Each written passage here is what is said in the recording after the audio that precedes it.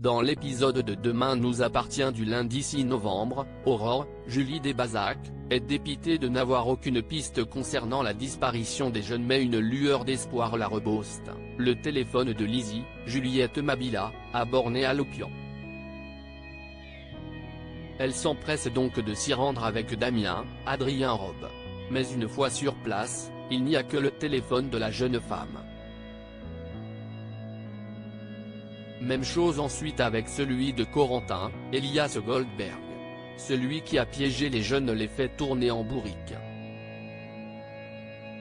Au même moment, dans la maison hantée, finalement, plus de peur que de mal pour Dorian, Ryan Hubé, qui n'a été victime que d'un leurre. Néanmoins, avec la fatigue, des tensions se font ressentir en lui et Luna, Paloma Reno. Et même quand il pose tendrement sa main sur son genou, elle préfère se lever pour l'esquiver.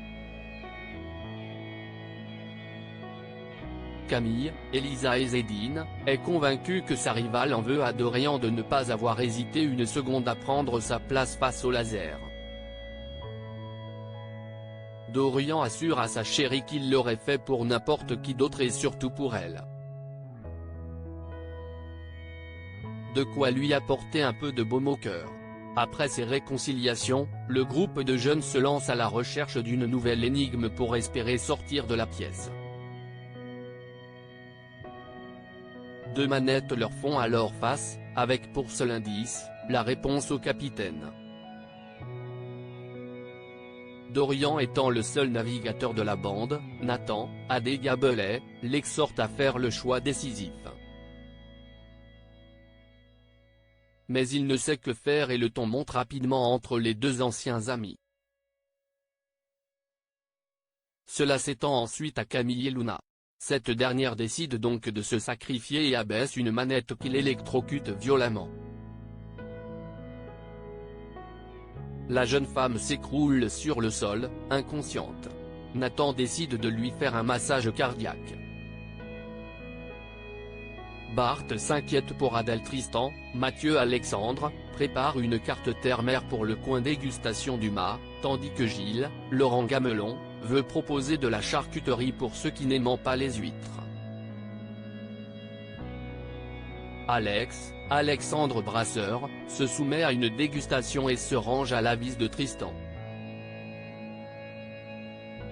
Après le menu, c'est sur la communication que Tristan et Gilles sont en désaccord.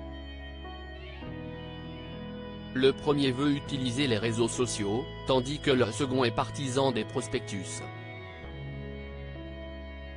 Il demande donc une nouvelle fois à Alex de les départager. De son côté, Bart, Hector Langevin, est toujours aux petits soins pour Héloïse, Aliénor Bouvier.